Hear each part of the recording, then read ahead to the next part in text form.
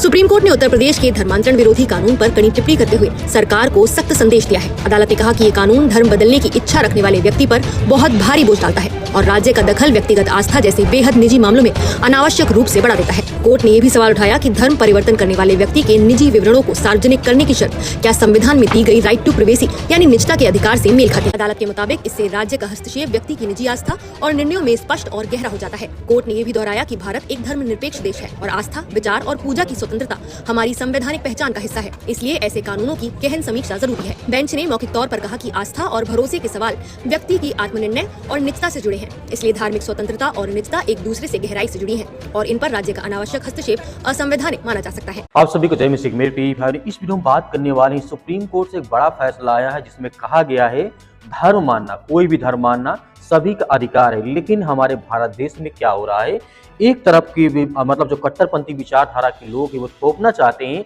चाहे वो मुस्लिम हो चाहे ईसाई हो, मतलब ऊपर थोपना चाहते हैं कि आप भी मतलब इस धर्म को मानिए। असल में जो घटनाएं लगातार भारत देश में घट रही हैं, कुल मिला के बात यह है कि जितने भी आज संगठन है, जैसे आप जानते हैं आरएसएस है, बीजेपी है, और बीजेपी तो एक पार्टी है लेकिन उसका भी संगठन है, बजरंग दल है, तरह तरह के विश्व हिंदू परिषद, बहुत सारे संगठन है जो मिल करके केवल एक सरकार की तरफदारी करते हैं, एक सरकार के लिए वोट बटोरते हैं। जैसे आप अच्छी तरीके से जानते हैं, इस समय जितने भी संगठन हैं जो मतलब धर्म के नाम पर है या मतलब किसी रक्षा के लिए बने हैं, कहीं न कहीं वो सरकार का फेवर करते हैं। बहुत सारी वीडियो में आपने देखा होगा, बहुत सारी बातें आपने देखी होगी। लेकिन सुप्रीम कोर्ट का ये मानना है, जो घटनाएं लगातार भारत देश में घटी हैं मसीह समाज को लेकर के, बहुत सारी याचिकाएं प्रेजेंट टाइम में मतलब डाली गई हैं। कुछ दिन पहले मतलब 25 दिसंबर जो घटनाएं घटी थी उसको लेकर के बहुत सारी याचिकाएं डाली गई सुप्रीम कोर्ट में कि मसीह समाज के साथ ये हो रहा है, कहीं ना कहीं ये घटनाएं दुखद है। तो सुप्रीम कोर्ट का बड़ा फैसला इसमें आया है। लेकिन इससे पहले मैंने आपको बताया था कि सुप्रीम कोर्ट का जो फैसला आया है, कहीं ना कहीं सुप्रीम कोर्ट ने कई बार टिप्पणियां की हैं कि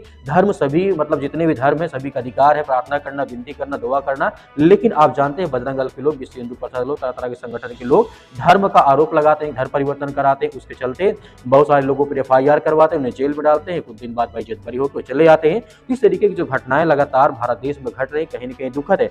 सुप्रीम कोर्ट ने यहाँ पे क्या कहा है, सुप्रीम कोर्ट का बड़ा संदेश यह है कि धर्म मानना सबका अधिकार है। आज भारत के सुप्रीम कोर्ट की एक बेहद बड़ी और ऐतिहासिक बात सामने आई है। देश के कई राज्यों में लागू, जिस तरीके से आप जानते हैं एंटी कन्वर्जन कानून जिस तरीके से लागू है, सुप्रीम कोर्ट ने केंद्र सरकार से और सभी राज्यों से जवाब मांगा है। हालांकि कई बार सुप्रीम कोर्ट ने कहा कि हमें पेश करिए, मतलब जवाब दीजिए, लेकिन अभी तक सुप्रीम कोर्ट में किसी तरीके से मतलब पूरी तरीके से मतलब यहाँ पे जवाब सरकार ने साफ नहीं किया है। यह सिर्फ कानूनी मामला नहीं है, यह भारत में धार्मिक आज़ादी का सीधा सवाल उठता है। भारत के मतलब 13 से ज़्यादा राज्यों में ऐसे कानून लागू है जो कि एंटी कन्वर्जन बिल है, जिसके नाम पर ईसाइयों को, पादरियों को, पास्टरों को और आम लोगों को पुलिस या FIR या जेल से डराया गया, धमकाया गया। और यहाँ पर कुछ संगठनों का नाम भी लिया गया है जो कि मैं हमेशा बात करता रहता हूँ। ऐसे संगठन जिस तरीके से एक तरफा काम करते हैं उसको मतलब यहाँ पे सवाल उठाया गया है। इसी के खिलाफ सुप्रीम कोर्ट में कई याचिकाएं दाखिल की गई, जिनमें से कहा गया है कि इन कानूनों का इस्तेमाल धर्म की आज़ादी दबाने के लिए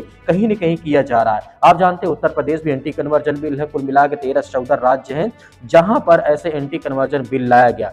सुप्रीम कोर्ट ने साफ कहा, भारत का संविधान अनुच्छेद 25 के तहत हर नागरिक को यह अधिकार देता है कि वह अपना धर्म माने, अपनाए या दूसरे का धर्म अपनाए या उसका प्रचार करे या उसकी प्रार्थना करे, विनती करे, उसका मतलब सरकार किसी प्रकार से रोक नहीं सकती है। इस मौलिक को सरकार कभी भी खत्म नहीं कर सकती है, जिस तरीके से मनमाने तरीके से नहीं खत्म कर सकती है। सुप्रीम कोर्ट ने राज्यों से पूछा है कि आप ये जो कानून बनाए हैं क्यों लाएं, क्या ये धार्मिक स्वतंत्रता का उल्लंघन नहीं करते हैं और क्या इनका इस्तेमाल मतलब गलत तरीके से नहीं किया जा सकता, जो कि आप अच्छी तरीके से जानते हैं। सुप्रीम कोर्ट का सीधा सीधा ये कहना है कि आप जो एंटी कन्वर्जन बिल लाए हैं कहीं न कहीं संविधान के खिलाफ है। तो इसको लेकर के सुप्रीम कोर्ट ने बहुत सारे, जैसे आपने राजस्थान का देखा होगा, वहाँ के सुप्रीम कोर्ट का जो मतलब सुप्रीम कोर्ट जो मामला गया था, सुप्रीम कोर्ट ने अपने पास उस केस को सुरक्षित रख लिया था, कहा था कि जब तक इसके मतलब इसको इस्तेमाल नहीं किया जाएगा। लेकिन फिर भी उसी एंटी कन्वर्जन बिल के तहत एक व्यक्ति को गिरफ्तार किया गया था।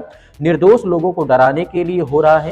कोर्ट ने यह भी चेतावनी दी है कि कानून को किसी भी धर्म के लोगों को डराने या चुप कराने के लिए हथियार नहीं बनाया जा सकता है। अब सुप्रीम कोर्ट इस पूरे मामले पर विस्तार से सुनवाई करेगा। इसका मतलब साफ है कि भारत में कोई भी व्यक्ति, चाहे वह ईसाई हो, चाहे वो हिंदू हो, चाहे मुसलमान हो, चाहे किसी भी, चाहे सिख हो, मुस्लिम हो या किसी और धर्म का मानने वाला व्यक्ति हो, उसे अपने विश्वास के साथ आजादी से जीने का अधिकार ये संविधान देता है, ना कि सरकार देती है। इस तरीके धर्म सरकार से नहीं, संविधान से सुरक्षित होता है और सुप्रीम कोर्ट ने यह रुख भारत के धार्मिक स्वतंत्रता की सबसे बड़ी यहाँ पर ढाल बन सकता है, जो कि हमें देखने को मिलता है। मेरे प्रिय भाई, सुप्रीम कोर्ट ने बहुत बार टिप्पणी कर चुका, लेकिन सरकार जो होती है मनमानी करती है, इनसे कोई मतलब नहीं। कहा क्या सुप्रीम कोर्ट जब कुछ कहता है तो कुछ वकील पहुंच जाते हैं वहां पर, मतलब बोलते हैं, वो पेंडिंग में पड़ा रहता है, फिर आगे जब दाखिल होते हैं, मतलब याचिकाएं जाती हैं तो उससे फिर एक्शन होता है। ऐसी खबर बहुत बार निकल के सामने आती रहती है। आपकी क्या राय, हमें कमेंट बॉक्स में कमेंट करके जरूर बताइएगा। मिलते हैं नेक्स्ट वीडियो।